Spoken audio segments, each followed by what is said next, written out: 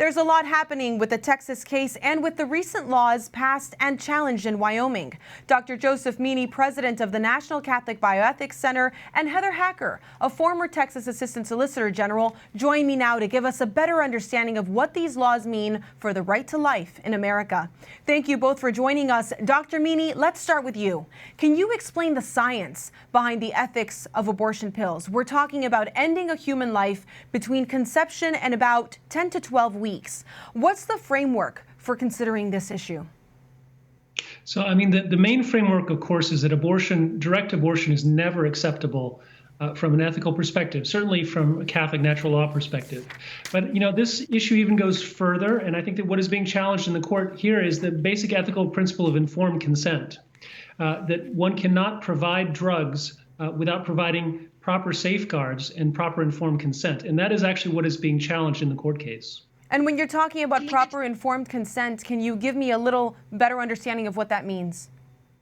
So essentially, as a medical principle, it is that patients need to know all the risks and possible benefits and side effects, and to have as many safeguards put into place so that their lives are not unduly put in danger. And what has been alleged here is that the FDA fast-tracked the approval and that they've taken away so many safeguards that now individuals who are taking these abortion pills are not getting proper informed consent or proper safeguards. And proper care. We'll talk about that in a second. Heather, you've argued and followed this issue closely in courts around the country. Why is the Wyoming legislative ban on abortion pills important when more than a dozen states cover them in broad laws that prohibit all forms of abortion? Well, the state of Wyoming actually had a trigger law that was supposed to ban abortion if Roe v. Wade were overturned, as it was in the Dobbs case last summer.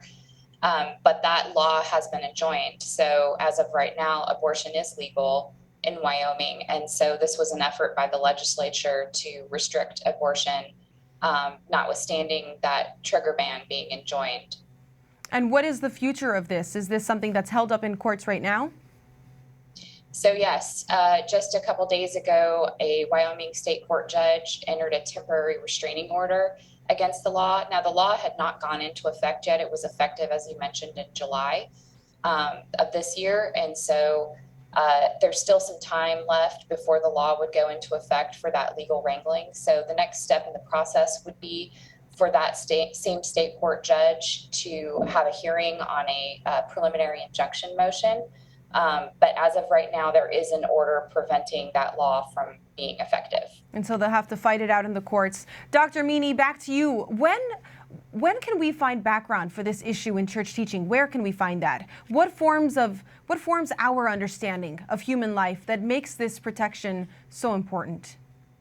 Yeah, I think St. John Paul II said it the best in his wonderful encyclical letter, Evangelium Vitae, where he basically talked about a culture of life and a culture of death and the incredible dignity of the human person, and we can never directly kill an innocent human being.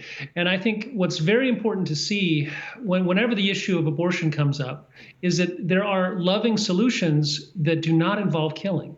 And there's really a terrible misunderstanding, I think, of the ethics and the dignity of the human person that think that we can sacrifice some individuals in order to help others. So I think that's the key point. And of course, going back, to the Congregation for the Doctrine of the Faith has a wonderful declaration on procured abortion. But the church's teaching really goes back to the very first centuries, which is a beautiful thing to see all this continuity about standing up for life and the importance of human life.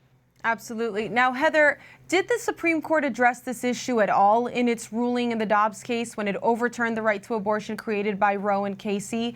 Is this a medical abortion issue something that comes up there?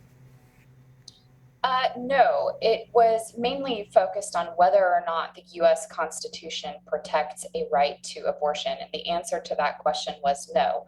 So that necessarily means that states can regulate abortion as they see fit. The court only said that any state law that regulates abortion would be subject to rational basis review, which is the lowest standard of review and is very deferential to the state typically. So what that means is that states are now free to regulate abortion as they want. And so Wyoming did that, but now the question shifts to state courts to determine if under state law or the state constitution, whether restrictions on abortion comport with those legal requirements. So it's shifted from federal court to state court now. Right. And so then what's the standard? Before, under Casey, we had a 22-week standard or a viability standard. How has that changed, and how are courts at the state level supposed to apply the difference between these moments of the pregnancy?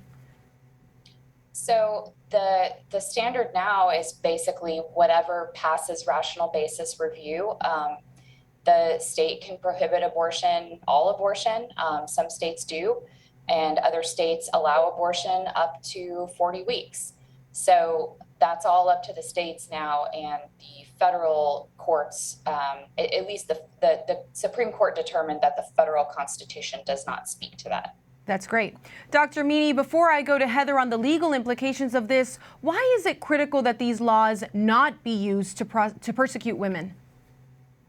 Yeah, I think it's so important to see that in many, many cases, abortion is actually something that is being forced on the mother, that she doesn't want to go through with the abortion, but there's a huge amount of pressure being brought upon her. And so it's very important, I think, to realize that she can often be a victim as well, and that the law should be really going after the perpetrators, those who are profiting from the abortions, those who are pushing the abortions, rather than those who are the victims of abortion. Heather, the criminal implications and the penalties from the Wyoming law are serious. Are these different from the $10,000 fines the initial Texas laws imposed last year? So if you're mentioning the Texas heartbeat law, those would be different. The Texas heartbeat law imposed civil penalties rather than criminal penalties, but Texas does prohibit abortion now, and it is a criminal prohibition. And several other states also do that as well. So at least in Texas, we still have the heartbeat law, which imposes civil penalties, and then we also have a criminal prohibition on abortion. And those laws both have exceptions. So we're looking at exceptions, but at the same time, criminal penalties for the involvement in abortion.